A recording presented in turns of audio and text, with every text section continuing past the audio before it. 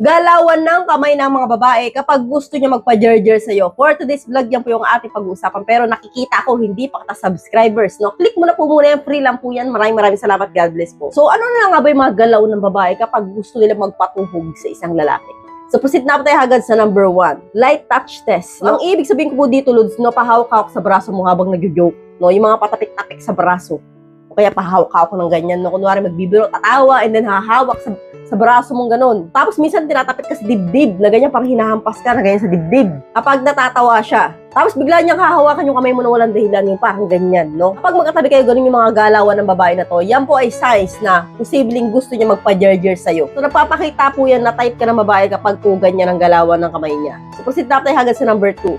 Fixing you. Sabihin ko dito, Lods, yung inaayos yung kwelyo mo, no? Yung mga tipo ng babae na bigla na lang parang ay, ang gulo ng kwelyo mo, ayusin ko nga. O kaya naman inaalis yung dumi sa damit mo. No? Minsan pinapagpag, o kaya kinukuha, o kaya minsan parang tatanggalin yung pulbo mo. Kasi sobra yung pulbo mo, namumuti dito, o kaya may dumi ka sa mukha, hahawakan kang ganun. O kaya inaayos yung buhok mo, hinahawakan, ganyan sabihin. Ang gulo ng buhok mo, hahawakan niya. No? Yan po ay tatawag na care touch. So kapag pulods, ganyan ang galawan ng babae, alam nyo na ibig sabihin yan. Posibleng gusto niya magpa-jerjer sa'yo. Hindi ka nalalahat ha, pero kapag nakita niyo po itong mga signs na ito sa kanya, lahat ng binanggit ko dito, yan po ay clear signs, no, 100 signs na gusto siya magpa-jerjer ng babae. So bahala na kayo magalit sa akin.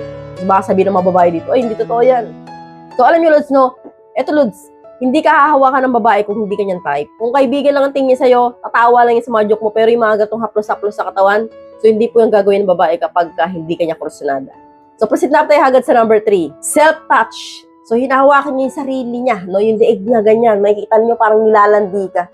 Makikita mo parang, ang babae kapag gusto mo pa-jerjer sa isang lalaki, ganyan, parang inaakit ka, nahawakan yung leeg niya na kunwari pawis, pupunas-punas na ganun. Tapos yung braso niya, parang hinihimas-himas niya. Tapos yung buhok niya, lagi niyang inaayos, ganun-ganun. Parang nagpapakyut sa'yo, ganun, parang papaganda. Ginagawa niya habang nagkakausap kayo at kinikilig siya, no? So yan po, isa sa mga signs na gusto sa'yo magpa-jerjer ng isang babae. So proceed na tayo hagad sa number 4. Finger play. Ito po, Lods, yung kausap mo yung isang babae tapos meron siya nilalaroan sa kanya minsan ballpen, iniikot-ikot niya ng ganun. O kaya naman sing-sing. O kaya naman ginaganon-ganon niya yung daliri niya, mga ganyan, no? Basta po, Lods, kapag napapansin niyo sa isang babae na nilalaro-laro niya yung kamay niya na parang hindi mapakali kapag kausap ka, no? So yan po ay pagpapakita, Lods, na kinakabahan siya na kasi kaharap ka niya, no? Posible po talagang type ka ng babae na ito. Proceed na nga po tayo agad sa number 5. Pulling you closer. No? Ibig sabihin ko dito, Lods, ito po yung hinahatak ka palapit sa kanya lagi kapag kayo ay magkasama at magkausap. Hinahatak yung jacket mo palapit sa kanya o kaya t-shirt mo, ano pa yan, no? Yung sando mo. Hinahawakan yung mga daliri mo. Basta gusto niya lagi kayong magkalapit sa isa't isa. So kapag po, Lods, sobrang touchy sa'yo ng isang babae, no? Yan po ay pagpapakita ng signs na gusto niyo magpa-jerjer sa'yo. So hanggang dito na lang po tayo, mga Lods. I hope you learned something in this video. More videos to come, so stay connected and see you again to my next video. God bless, bye-bye!